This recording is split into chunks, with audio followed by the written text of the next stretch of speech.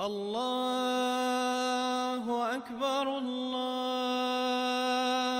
أكبر الله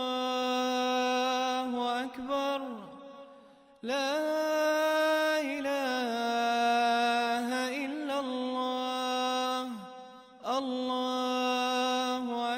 Look, actually, even professional psychiatrists are now appearing on YouTube. Actually, the work that is done with love and kindness, actually, when you tell your wife with love, you are doing, what do you call it? I don't know what difficult words they use. Motivate. I already handled the moti's weight, didn't I? Besides that, what actually happens is when you scold a child, hormones are produced in the brain. Stress hormones. If a person is constantly worried, a doctor will say your stress hormones are imbalanced. Well, he's just worried about everything in life, that's all. But in medical terms, the doctor uses his specific jargon to explain things, actually saying yours are rising. In professional terminology, they use words like cortisol to describe what is happening in your body. This makes patients feel the situation is complex. Those stress hormones are constantly increasing. When we scold a child harshly, what happens to those internal stress hormones? They start to increase significantly inside the body. I was listening to a clip of a doctor on YouTube. He says when we scold a child loudly, the child's stress hormones increase. When stress hormones increase, their hearing weakens. When hearing weakens, then they don't even understand what you're saying at all. This essentially means you should not scold them so that those stress hormones don't increase too much, at least up to a certain specific point. Then he will understand everything perfectly. But after that point, you'll say, you wretch, because of your stress hormones acting up, I'm losing my own mind. Why are you doing this to your own poor, hardworking father? My own hormones have, what? They've gone completely haywire. I have to control my own stress hormones too, right? The proper way is for you to understand politely, otherwise I will mess your stress hormones up so badly that you won't even know what happened to you. Just do it once, they'll go haywire and then eventually they'll settle down. So in homes, things are generally controlled through strong authority and proper manners. Manners, and manners, right? Character is the essence, but Islam has also allowed the hitting of subordinates. It's mentioned in the Quran, and strike them. Why has the Quran allowed this? So that the head of the household maintains his authority. Subordinates should know there is a limit to his patience, and if crossed, he can raise a hand. I know many such people who gave far too much excessive love at home, and then they got worn out and grew old. Now they have no authority or respect at all left in the house, living such humble and humiliating low lives and humiliating lives. No one listens to them. They didn't make chores a habit at home, nor did they teach kids to serve. The kids are at tuition, the kids are doing this, the kids stuff. Now I say, make your children work for you, my brother. If you want to drink some water at home, tell the child, son, please get me some fresh water. If you make them work practically today, then they will be the ones to serve you water in your old age tomorrow. Parents are giving kids so much respect. Actually, the kids have homework. Actually, tomorrow is this, we won't give chores now. Don't, the child gets stressed or tense. If he brings a 5-kilogram bag of flour from the shop himself, in my home where I have sons, I remove the servant. My helper who brings the groceries, I used to bring it myself. Since I can't, there's a helper for groceries. In the house with my sons, I said no servant. Kids will bring potatoes, onions and tomatoes. Forget that. Exam tomorrow or not. Just forget about it. Don't treat your children like they are your own father. What will be the final result if you give them so much unearned respect and status starting right now from this very early, tender young age? The result won't be that they respect you. They'll become completely helpless and useless to you, turning into pampered mummy daddy types who can't do anything for themselves or for anyone else in life. So now, in the houses where my kids are, boys in one and girls in another, it's fine with the girls, but with the sons, I've heard this discipline even helps in their future marriages. It's just a report, brother. There is no harm in presenting a report. I'm not trying to persuade anyone here. So I said there, no brother, the groceries, potatoes, onions, tomatoes, yogurt, all these young lads at home, they are small now, but train them today. No outsider will come for work. They'll handle the shopping. When I'm home and need water, I say, son, bring some water. You'll think a police inspector has arrived, even though I'd rather get it myself. I make them serve me. I want them to learn service. I want them to understand that their father has rights and that they must be active participants in the household duties. They must learn life is about fulfilling responsibilities. I have the kids massage my feet, not the daughters but the sons. Massage my feet for 10 minutes, I tell them.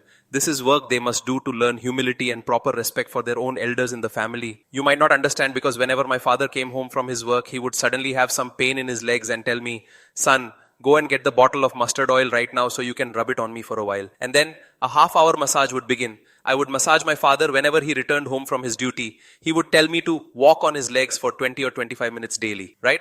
I would massage his legs. Since he made us do it, we cherish these things now that he is gone. Our hearts actually long for an elder to serve. Someone whose feet we could massage. He built that habit. If he hadn't, these things aren't done by explaining. They are done by making them do it. Do you understand or not? You can explain serving parents 1,000 times. They won't learn by being told. You have to make them do it practically. And if they grumble or make faces, you must scold them for their bad behavior. If my father told me to massage his feet for 20 minutes, I wouldn't dare to argue or make any excuses to him at all.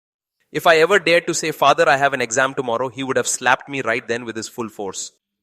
And I knew it would be a hard one, right? He is our father.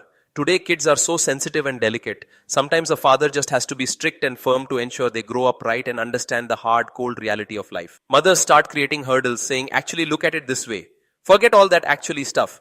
Don't be a tyrant like Genghis Khan controlling them like remotes, but do maintain your firm authority. That would be wrong, just a little bit. Get them into the habit, give them real responsibilities now. I've told you, children of the poor often become millionaires because they are used to hard work. There's no food at home, so they face responsibilities.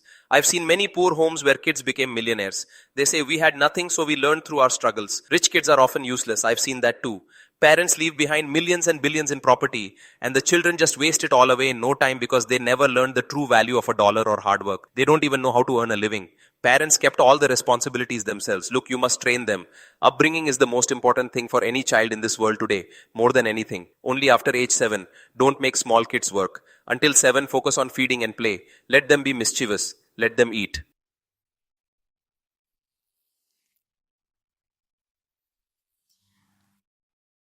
If they fail school, let them. We don't care if they don't study yet. Let them eat, sleep well, and enjoy life without doing wrong. After 7, that's the age for their training. Go ahead. Don't let him be rude now. He talks loudly at home. Son, relax. You're not Genghis Khan. What are you? Be calm and polite in your behavior towards your family members. Have you ever seen me shouting? I'm always tolerating things too, right? Okay, fine. We do shout sometimes, but we should always try to maintain a sense of calm and respect in our daily interactions. So easy, take it easy. He needs to understand this basic point. And if even then he fails to listen, well, I remember once something happened. My brother once slapped me hard for not greeting upon entering. I had just walked in. I remember coming home one day and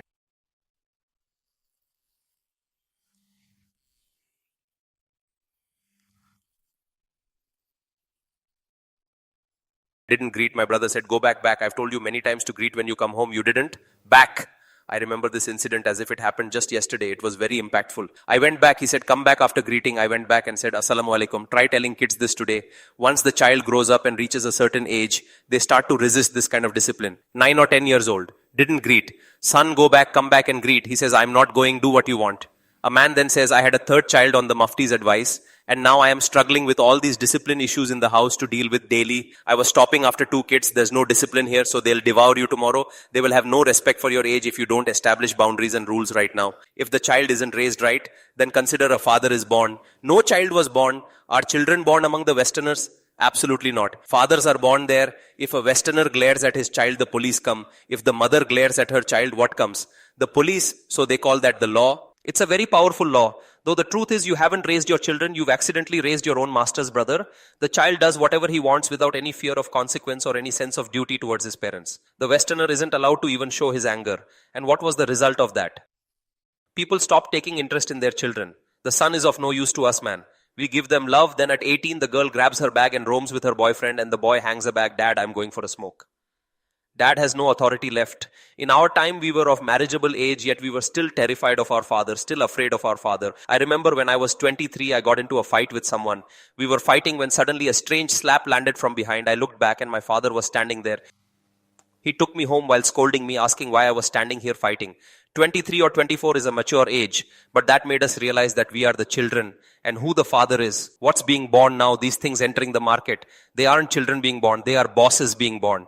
So, don't be cruel or unjust to your children, but at home make it clear to them that this is your mother. She will make you massage her feet, she will be served, and you are not allowed to talk back to her. Daughters are screaming in front of their mothers, talking so rudely, while the father just watches it like a spectator. Instead, he takes the children's side in front of the mother. You're just making them more rebellious. When kids scream at the father, the mother takes their side. They're both fools, man. At least compromise for the sake of your own rights as a parent, ensuring you are treated with basic dignity, meaning they are not allowed to shout in front of us. Islam is a natural religion, so maintain authority over children. For instance, at home, I sometimes have them massage my feet or bring me water. And I have also mentioned the use of physical discipline as a last resort to maintain order and respect within the family structure, so that people do not become ill-mannered. Short clips are often circulated encouraging violence, but the truth is that any task done without physical force is better. Done without physical force is much better. And the Prophet said every child is born pure. If you raise them with manners from the start, they grow up very disciplined. They will do everything out of love, provided that no one is spoiling them. Whether the mother is training them while the father is spoiling them with too much leniency, or if relatives are spoiling them, then the child becomes very difficult. Therefore, normally, there is absolutely no need for physical punishment at all in a well-mannered home where there is consistent, proper guidance and respect. But the child must always know that this remains a possibility, that slight fear is quite enough, and with that, they behave well, and the actual need for it rarely, if ever, even actually arises. In my case, the report so far is that it hasn't come to that. We have quite a large household setup, so in my whole life, perhaps only once or twice have I ever had to slap a child. Have I ever slapped a child? Maybe twice, never more than that, and that was specifically for prayer or major school issues. Anyway, the main point is to teach them manners through consistent guidance. Take it easy. Some fathers are like this. They don't even talk to their children with respect, always using harsh language like idiot or foolish child, which creates a toxic and disrespectful atmosphere at home. So you are ruining the child yourself, brother. Brother, this crazy kid is your own child, so calling him idiot, fool or donkey, how can you expect him to grow up to be a respectful person? This language that you are using right now is what they will learn. Well, manners won't come to a child from this language. He will use the same language. So for a child's upbringing, it is essential for parents to improve themselves first before they can expect better behavior. So create a respectful atmosphere at home. Don't call him an idiot. Ask, son, what are you doing? Say, buddy, behave like a human. This is enough. So if parents learn to speak with respect to the child, then many problems will be solved on their own. The Prophet said every child is born on a natural state of goodness. So discipline means maintaining authority. He should know that there is a limit. And if needed, then in Sharia, there is an instruction for physical correction if the need arises. But usually